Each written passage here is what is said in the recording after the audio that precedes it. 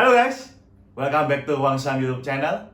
Hari ini kita akan kembali bedah emiten. Setelah kita sukses bedah emiten di saham Antam, BJTM, dan BJBR, yang dimana BJTM dan BJBR berhasil rebound di titik support yang telah kita tentukan. Ada nggak nih yang cuan? Oke, hari ini kita akan bedah emiten perbankan lagi. Kenapa sih kok perbankan terus? Nah, memang salah satu emiten ini cukup menarik karena dari segi teknikal, fundamental, dan mau bagi dividen loh. Mau tahu emitennya apa? Yaitu Bank BNI. Oke, kalau gitu kita langsung masuk ke analisa teknikal. Jadi teman-teman saat ini udah bisa lihat salah satu chart dari emiten Bank BBNI. Dan di sini sebenarnya saya sudah coret-coret ya, dan kita bisa lihat ini adalah garis trendline dari Bank BNI, yang dimana Bank BNI bisa dikatakan terus-menerus gagal saat mau yang lewatin garis trendline resist ini, teman-teman. Yang ini ya. Nah, terakhir sudah akan tes resisten di area 6.400, tetapi ternyata gagal lagi, teman. Tapi memang itu akan membuat Bank BNI ini akhirnya turun ke area supportnya dulu di sini, teman-teman. Nah, ini adalah area support dari Bank BNI. Dan kita bisa lihat hari ini, market memang masih bergerak nih. Nah, masih ada potensi Bank BNI akan melakukan tes resisten ke area 6.300 kalau kuat, ya.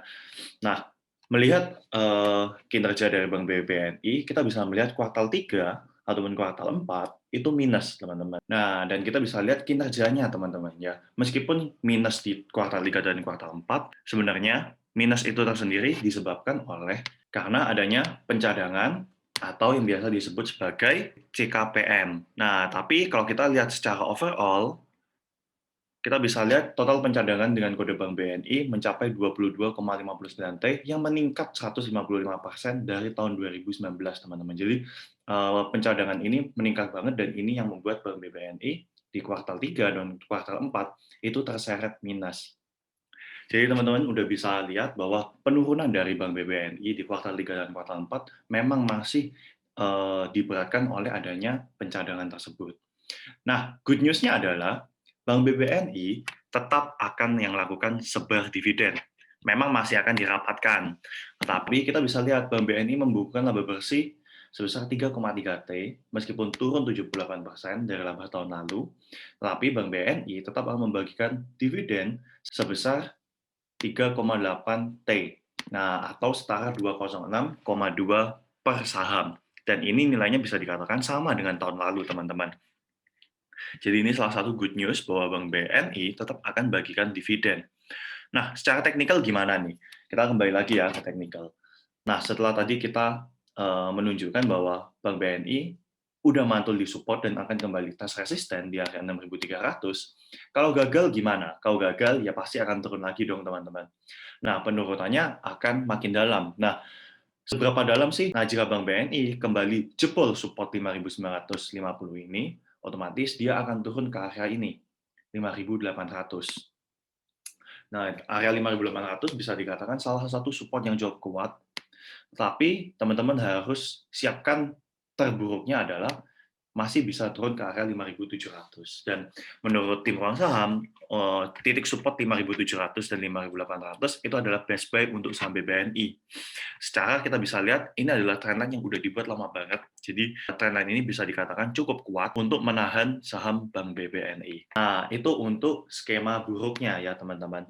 Tapi kalau untuk skema baiknya seperti apa nih? Nah, jika Bank BBNI memang bisa lewat yang namanya 6.300, kalian harus tetap pertimbangkan dengan resisten di area 6.400 ini, teman-teman.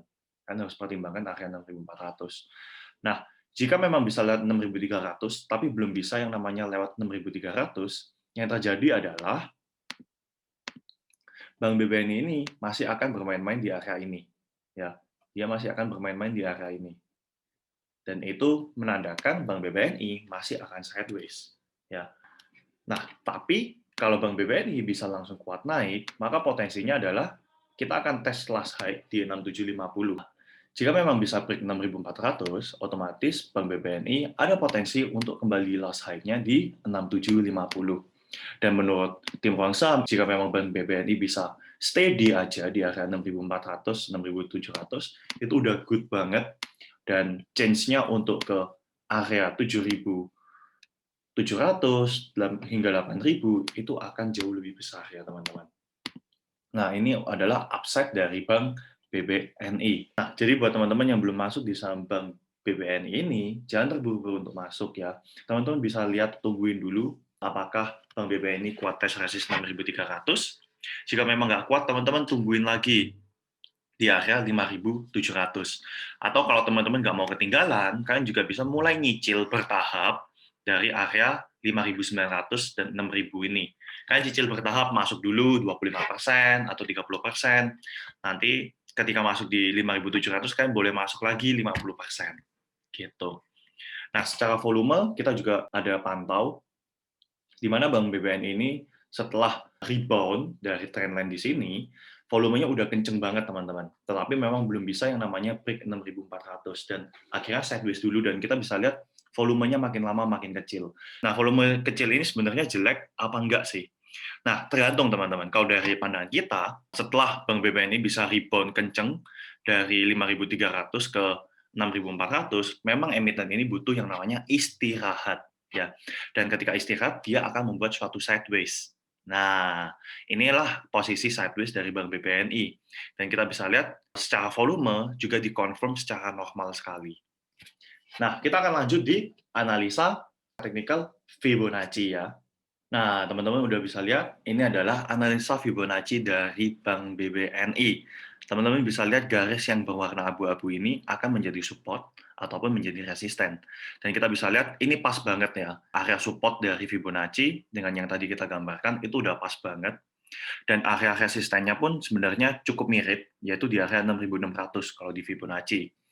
Dan untuk upside-nya, kita bisa lihat cukup besar, dan Fibonacci masih akan mengikuti di area 7.500. Nah, jadi teman-teman, kalau misalnya memang mau koleksi di saham BBNI, secara teknikal kita udah cek dengan dua analisa. Jadi kita bisa cek area 5.700 hingga area 5.800 bisa dikatakan sebagai best buy dari saham BBNI. Nah, saham BBNI ini sebenarnya cukup oke juga buat teman-teman yang mau investing. Ya, kalau kita udah ngomong investing, tentu semurah mungkin akan semakin menguntungkan. Buat teman-teman yang mau investing, kalian boleh juga ambil di area 5.700, 5.800 untuk top up. Misalnya buat teman-teman yang udah ada posisi lama di area angkatan corona, kalian boleh tambah posisi di area ini, karena kita bisa lihat area ini bisa dikatakan cukup oke untuk titik support.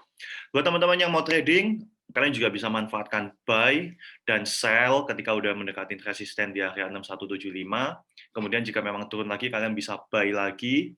Atau kalau teman-teman mau swing trade, kalian bisa hold aja sampai ke target yang lebih tinggi, 6.400, 6.700, maupun mau di target area 7.500. Pandangan kedepannya bagaimana nih untuk emiten perbankan secara keseluruhan? Sebenarnya kalau untuk emiten perbankan secara keseluruhan, tahun ini bisa dikatakan tahun recovery, teman-teman.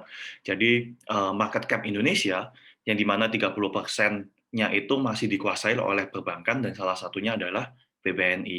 Jadi, cukup bagus buat BBNI tahun ini, dan saya rasa potensi dari BBNI di tahun ini masih cukup besar.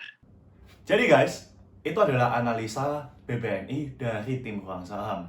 Buat kalian yang tertarik untuk masuk di saham BBNI, kalian tetap harus lakukan analisa ulang, sesuaikan trading plan kalian, karena mungkin saja kita punya risk profile yang berbeda.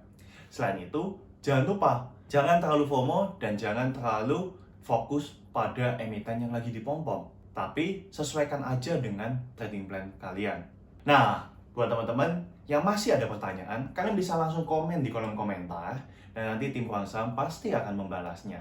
Selain itu, jangan lupa like, subscribe, dan share video ini ke teman-teman kalian agar ilmunya bisa berguna untuk banyak orang.